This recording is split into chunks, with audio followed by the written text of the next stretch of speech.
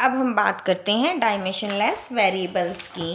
तो डायमेंशनलेस जो वेरिएबल्स होते हैं उनका अगर हम एग्जांपल देखें तो एंगल एंगल एंगल यानी कि जो हम पढ़ते हैं ना, इतने डिग्री का कौन बन रहा है, पढ़ते थे बचपन में।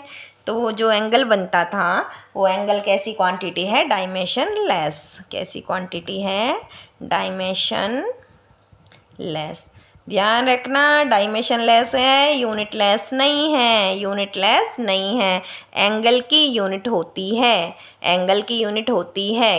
एंगल की क्या होती है? यूनिट होती है। रेडियन पढ़ा हुआ है ना आपने, रेडियन और सॉलिड एंगल की स्टेरेडियन यूनिट पड़ी हुई है ना। तो एंगल की यूनिट होती है पर डायमेंशन नहीं होता। इसका मतलब आपको एक बात पता चला कि जिस चीज़ की यूनिट होती है, यूनिट कोई चीज़ कंटेन करती है, तो वो डायमेंशन को कंटेन कर भी सकती है और डायमेंशन को कंटेन नहीं भी कर सकती। नेसेसरी नहीं है कि यूनिट है तो 100% डायमेंशन होगा ही होगा। तो अगर किसी फिजिकल क्वांटिटी की यूनिट आपके पास है तो इट में कंटेन डायमेंशन और may not be contain dimension. तो इसके अंदर डायमेंशन हो भी सकता है, डायमेंशन नहीं भी हो सकता है। और इसका बहुत बढ़िया एग्जाम्पल है हमारा एंगल। एंगल की यूनिट होती है रेडियन, लेकिन एंगल का डायमेंशन नहीं होता है ना। तो यूनिट तो है लेकिन डायमेंशन नहीं है। अब जो एंगल होता है वो भी आपने इतने सारे क्वेश्चन सॉल्व किए मैथमेटिक्स के अंदर, है ना। अलग अलग एंगल आते हैं, हर क्वेश्चन में अलग एंगल आ रहा है हमारा। तो एंगल कोई फिक्स तो है नहीं, है ना, फिक्स तो है नहीं। एंगल तो चेंज होते रहते हैं। तो जो एंगल होता है वो वेरी तो करता है, वेरिएबल होता है, और इसका डायमेंशन भी नहीं होता। तो ये एक डायमेंशन लेस वेरिएबल हो गया। क्या हो गया? डायमेंशन लेस वेरिएबल हो गया। और इसका आप एग्जाम्पल देखोगे specific specific specific gravity. Specific gravity. Specific gravity क्या होती है? स्पेसिफिक ग्रेविटी होती है, डेंसिटी सुना है? डेंसिटी तो ये होती है density of substance, density of substance, और divided by density of water. Density of water कब? Eight 4 degree centigrade. 4 degree centigrade पे वाटर की डेंसिटी लेकर के उससे हम किसी भी सब्सटेंस की डेंसिटी को भाग कर देते हैं तो वो उस सब्सटेंस की स्पेसिफिक ग्रेविटी की वैल्यू हमें दे देता है। ठीक है, अगर किसी भी सब्सटेंस की स्पेसिफिक ग्रेविटी हमें निकालनी है तो हम उस सब्सटेंस की डेंसिटी को वाटर की डेंसिटी 4 डिग्री पे निकाल के उससे डिवाइड कर देते हैं तो हमें स्पेसिफिक ग्रेविटी मिल गई। अब हमें पता है कि सब्सटेंस की ग्रेविटी होती है मास ओवर वॉल्यूम यानी m1l-3, और वाटर की ग्रेविटी भी होती है m1l-3। m1l-3 से m1l-3 कैंसिल, तो बचा क्या? m0, l0 and t0। तो स्पेसिफिक ग्रेविटी के लिए m0, l0, t0 यानी डायमेंशन 0, कोई डायमेंशन नहीं है, कोई डायमेंशन नहीं है। तो स्पेसिफिक ग्रेविटी का कोई डायमेंशन नहीं होता। लेकिन अलग अलग सब्सटेंसेस की स्पेसिफिक ग्रेविटी तो अलग अलग होती है ना।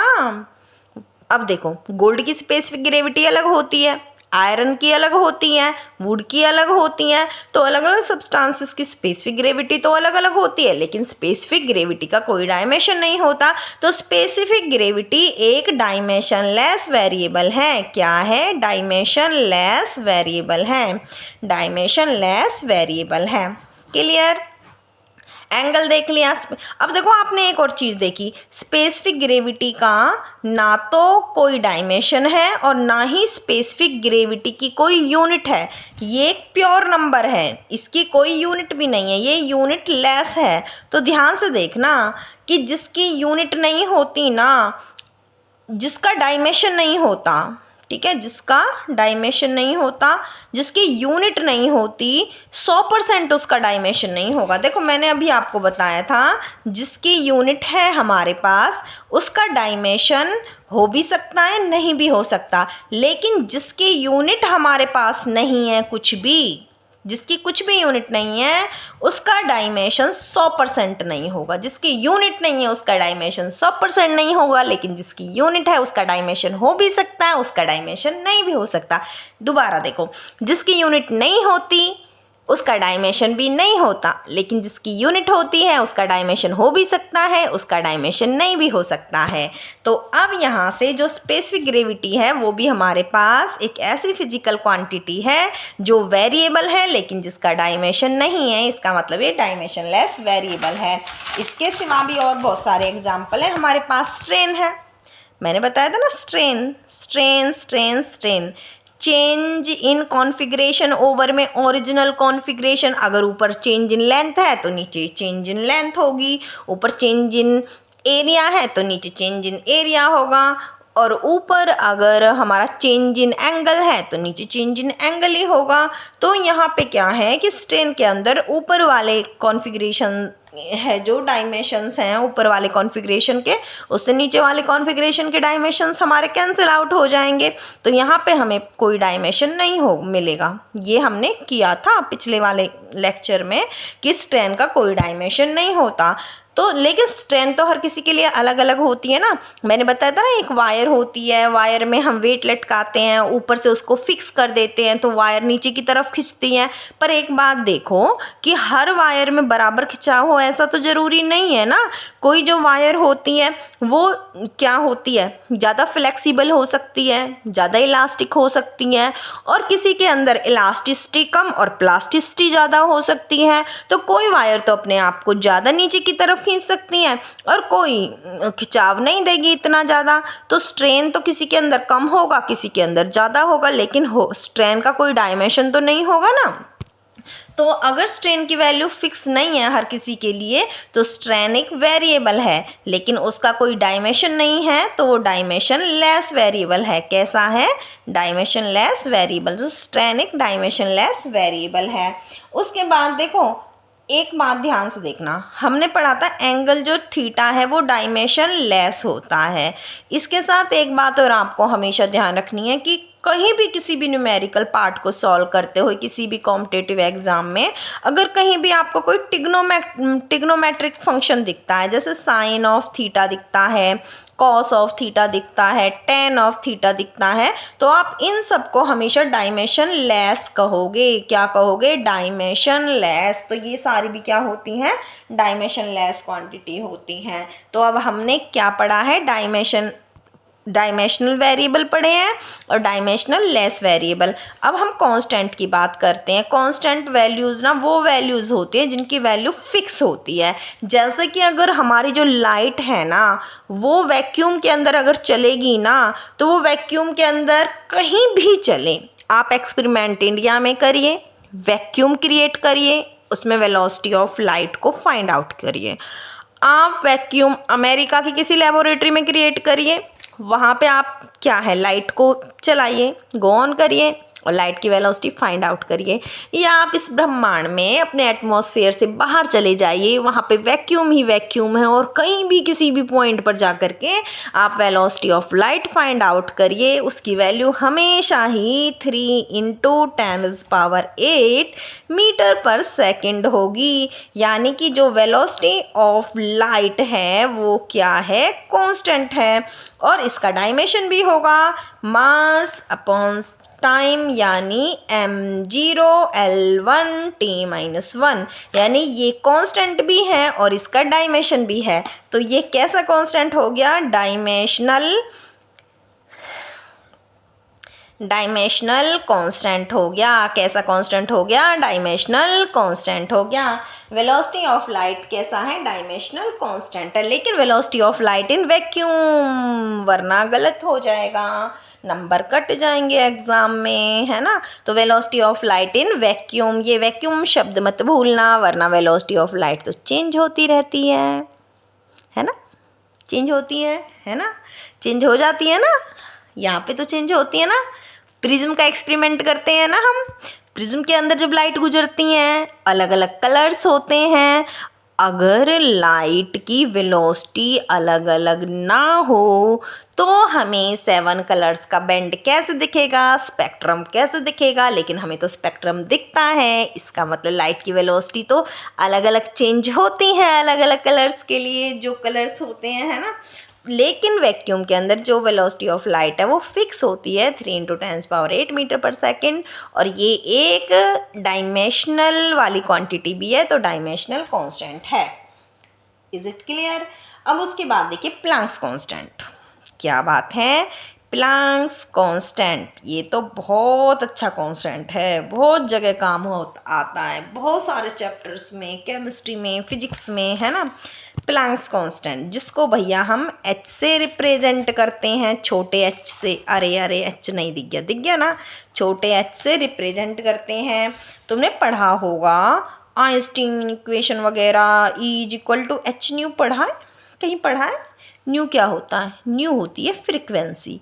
क्या होती है? फ्रीक्वेंसी। फ्रीक्वेंसी क्या होता है? Reciprocal of time.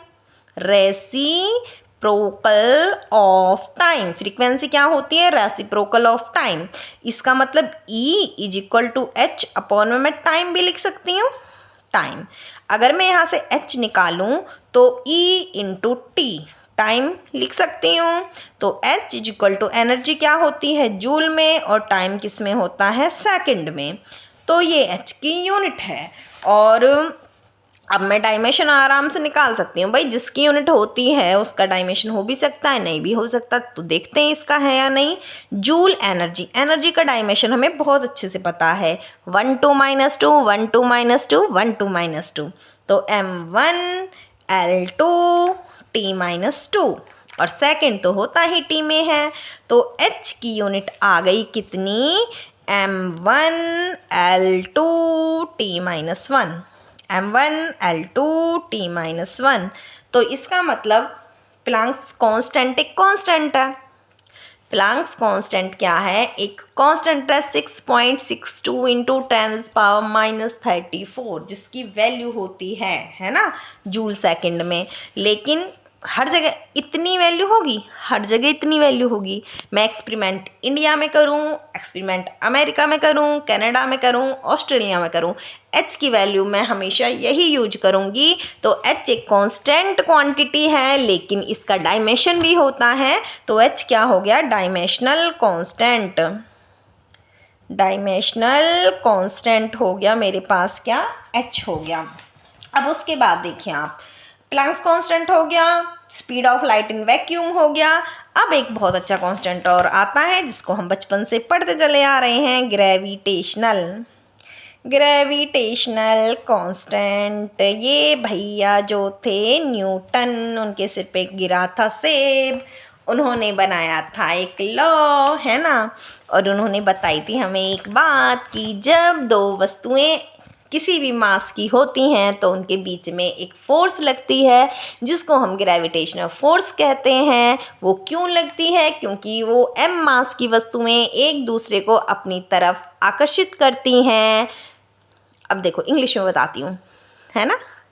दो ऑब्जेक्ट है हमारे पास, दोनों का अपना कोई ना कोई मास है, तो एक अट्रैक्टिव फोर्स होगी जो उन दोनों के बीच में लगेगी, ठीक है। और उस अट्रैक्टिव फोर्स को हम ग्रेविटेशनल फोर्स कहते हैं। क्या कहते हैं? ग्रेविटेशनल फोर्स कहते हैं।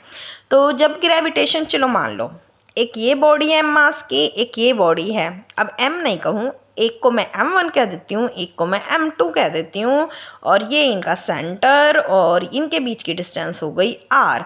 तो न्यूटन भैया कहते थे कि इनके बीच में एक फोर्स लगती है जो डायरेक्ट डिपेंड करती हैं मास के प्रोडक्ट के,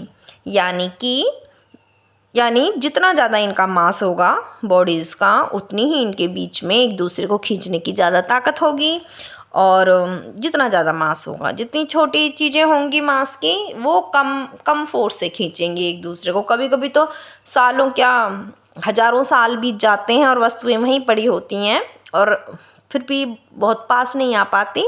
और अगर एग्जाम्पल देखना है कि कैसे खींची चली आती हैं, तो जो आपने सुना होगा ज्वार भाटा जो समुद्र के अंदर होता है, कि जब चंद्रमा आता है तो वो अपनी ग्रेविटेशनल पावर दिखाता है, और जो वाटर होता है वो समुद्र से बहुत ऊंचा चला जाता है ना, बहुत ऊंची ऊंची जो होती हैं लहरें ऊपर तक जाती हैं, तो वो भी ग्रेविटेशनल फोर्स का एक एग्जाम्पल है।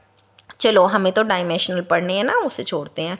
f is proportional to m1 m2, लेकिन यहाँ पे ध्यान रखना है f is inversely proportional to square of r, यानी square of distance between them. ध्यान रखना जितनी चीज़ें दूर बहुत ज़्यादा होंगी उनके बीच में फोर्स उतनी ही कम लगेगी, जितना मास ज़्यादा होगा फोर्स उतनी ज़्यादा लगेगी, और उनके बीच में दूरी जितनी ज़्यादा होगी फोर्स उतनी ही कम लगेगी। तो by combining both of equation we have to find out m1 m2 over r square, the new equation। और जब हम इस प्रोपोर्शनलिटी कांस्टेंट को हटाते हैं तो f is equal to G m1 m2 over r square. अरे हमें इससे कोई लेना देना नहीं, हमें इससे लेना देना है, इस बड़े वाले g से, कैपिटल G से। ये कैपिटल G क्या है? ग्रेविटेशनल कांस्टेंट है। अब देखो ये था f is equal to G m1 m2 over r square. मुझे तो किसी से कुछ नहीं लेना, बस g से लेना है। तो g भैया को मैं यहीं रखती हूँ, f इधर है ही, r को इधर ले जाऊंगी तो f के साथ स्क्वायर, r मल्टीप्लाई हो गया, m1 m2 को इधर लाऊंगी तो बटे में आ गया। Any doubt? No doubt. अब g is equal to force हमें पता है, न्यूटन यूनिट होती है, डायमेंशन फॉर्मूला तो हमें याद है, 1 1 minus 2 1 1 minus 2 1 1 minus 2 m1 L1 t minus 2 into radius हमें पता है, सॉरी रेडियस नहीं डिस्टेंस है, वही बात है, L में डिस्टेंस मापी जाती है तो L का स्क्वायर है तो स्क्वायर हो गया। मास है तो मास m में 2 बार मास है तो m इंटू m का 2 कर देती हूँ मैं। तो g is equal to m, ऊपर एक m था नीचे 2 हैं, ऊपर जाएंगे तो माइनस के 2 हो जाएंगे, एक जमा का है 2 घटा के हैं तो घटा का 1 बच गया। L यहाँ 1 है यहाँ 2 हैं तो 2 और 1 3 हो गए, और t माइनस 2, तो m minus 1 L3 t minus 2 क्या यूनिट हो गई? m minus 1 L3 t minus 2। ये किसकी है? ग्रेविटेशनल कांस्टेंट की वैल्यू। लेकिन ग्रेविटेशनल कांस्टेंट की वैल्यू तो फिक्स होती है ना, उसकी वैल्यू तो चेंज नहीं होती। ग्रेविटेशनल कांस्टेंट एक यूनिवर्सल कांस्टेंट है। कैसा कांस्टेंट है?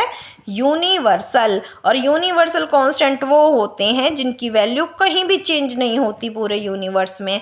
अगर हम कोई एक्सपेरिमेंट इंडिया में करें, अमेरिका में करें, ऑस्ट्रेलिया में करें, लंदन में करें, कहीं भी करें, जी की वैल्यू हमेशा हम वही पुट करते हैं। ठीक है, तो ये भी एक कांस्टेंट है लेकिन इसके डायमेंशन है, तो ये कैसे किसका एग्जाम्पल हो गया? डायमेंशनल कांस्टेंट का एग्जाम्पल हो गया।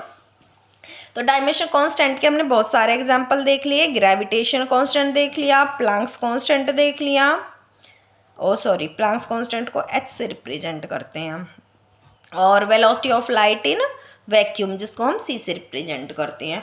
अब हम बात करते हैं डायमेंशन लेस कांस्टेंट की।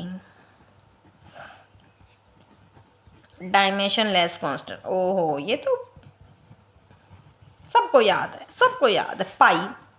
पाई की वैल्यू कांस्टेंट वैल्यू है, कोई डायमेंशन नहीं, कोई डायमेंशन नहीं, कोई डायमेंशन नहीं। उसके साथ ई एक्सपोनेंट जो वैल्यू होती है कोई डायमेंशन नहीं, कांस्टेंट वैल्यू है। उसके बाद प्योर नंबर 1 2 3 4 100 कुछ भी ले लो, कोई डायमेंशन नहीं और सारी कांस्टेंट वैल्यूज हैं।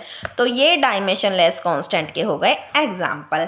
अब हमने यहाँ पे क्या पढ़ा था? हमने यहाँ पे पढ़े थे डायमेंशनल वेरिएबल, जिसके एग्जाम्पल थे area, volume, velocity, force etcetera. फिर हमने पढ़े थे डायमेंशन लेस वेरिएबल, जिनके एग्जाम्पल थे angle, specific gravity, strain, sine theta, cos theta, tan theta etcetera कुछ भी। फिर हमने पढ़े थे डायमेंशनल कांस्टेंट। डायमेंशनल कांस्टेंट में आए थे हमारे Planck's constant, gravitation constant, speed of light in vacuum etcetera. फिर हमने पढ़े थे डायमेंशनल लेस कांस्टेंट, जिनके अंदर आए थे हमारा पाई, ई और कोई भी प्योर नंबर 1 2 3 4 ऐसो। ठीक है, तो ये हमारे डिफरेंट टाइप ऑफ वेरिएबल्स और कांस्टेंट्स हमने पढ़ लिए हैं। बाय बच्चों।